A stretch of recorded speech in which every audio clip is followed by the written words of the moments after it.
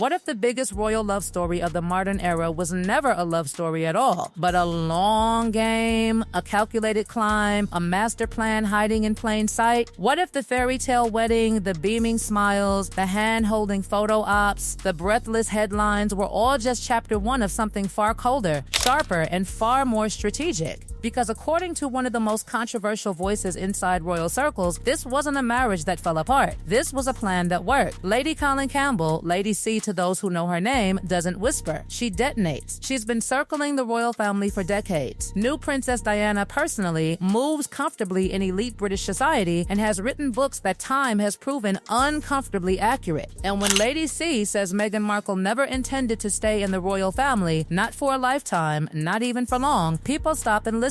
According to her, Meghan's exit wasn't reactionary. It wasn't emotional. It wasn't sudden. It was mapped out before the wedding bells even echoed through St. George's Chapel. Look at the timeline, because timelines don't lie. Meghan and Harry meet in July 2016. Engagement by November 2017, wedding in May 2018, and then blink, and by January 2020, they announced they're stepping back as senior royals. 2 years. That's all it took. By March 2020, they're gone from the UK entirely. Not transitioning, not adjusting, gone. We were told a story about unbearable pressure, about cruelty from the media, about mental health, about survival. But Lady C says if you stop listening to the narrative and start watching the behavior, a completely different picture emerges. Start with the first quiet moves. Before the wedding even happened, Meghan shut down her lifestyle blog, The Tig, in April 2017. Then her social media vanished. Instagram, Twitter, all wiped. Acting career paused. On the surface, it looked noble. A woman giving up everything for love, for duty,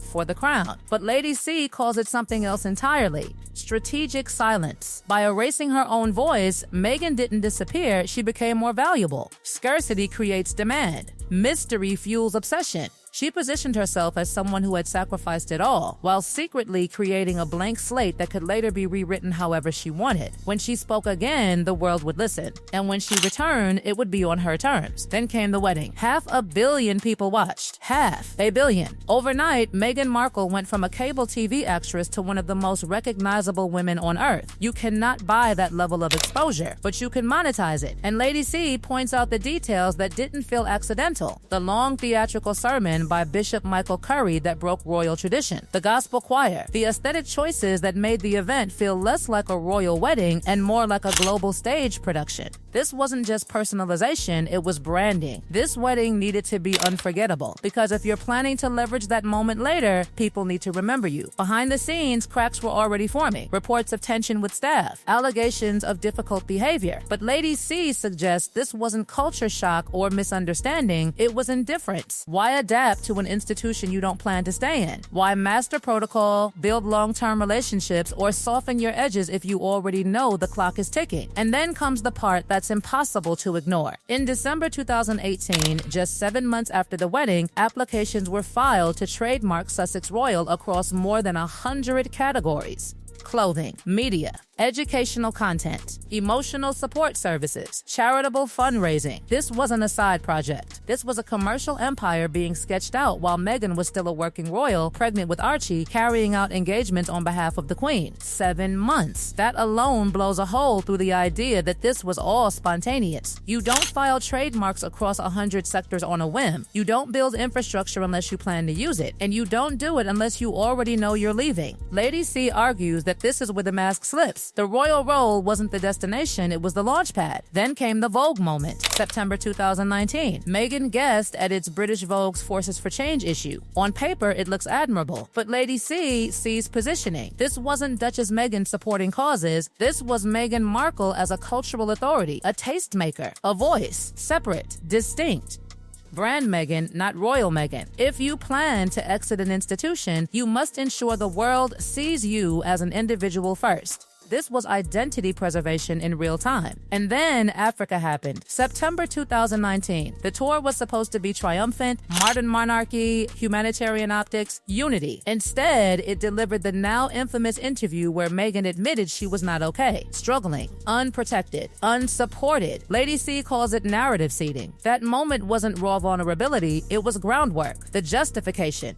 the emotional evidence that would later make the exit feel inevitable. When the announcement came just months later, the public had already been prepared. She wasn't leaving, she was escaping. And that distinction matters, because by January 2020, when the Instagram post dropped announcing their step back without proper consultation, without palace coordination, it was clear this wasn't chaos. It was control. A website already built, language already polished, messaging already locked. This wasn't a couple in crisis. This was a launch. And once the exit door slammed shut, the money clock started ticking loud enough for the world to hear. Because here's where Lady C says the story completely falls apart if you still believe this was impulsive. Within months of officially leaving royal duties, massive commercial deals were already locked in. Netflix, Spotify, tens, reportedly hundreds of millions on the table. Deals of that size don't appear out of thin air. They require months of negotiations, lawyers, agents, pitch decks, narrative framing. According to Lady C's sources, conversations were already happening long before the Instagram announcement, possibly even before the couple left the UK at all. That means the exit wasn't the beginning of the business, it was the final step. Then came Oprah.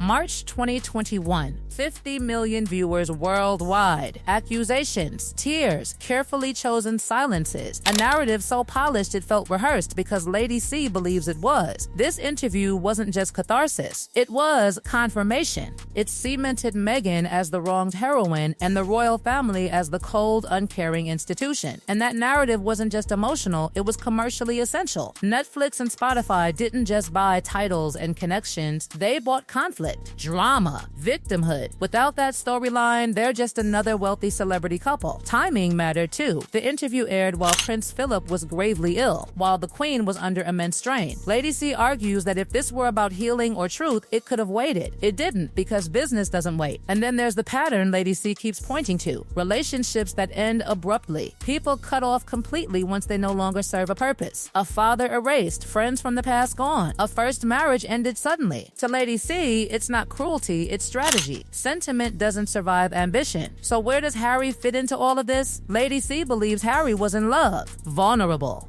angry, still wounded by his mother's death, still resentful of his role as the spare, desperate to escape the system he felt trapped inside. Meghan, she claims, didn't create those feelings, she recognized them. And then she positioned herself as the answer. Love and freedom for him, platform and leverage for her. The most controversial claim of all is about permanence. Children, Lady C suggests, ensured an unbreakable link to the royal family. Titles, interest, longevity, content. Whether that feels cynical or not, the connection is undeniable. There's no document labeled master plan, no signed confession. Lady C admits that, but she argues that when you line up the timing, the branding, the deals, the narrative control, and the speed, it stops looking accidental. If she's right, then this wasn't a fairy tale that collapsed under pressure. It was a business plan that went exactly as intended. Exactly as intended. Exactly as...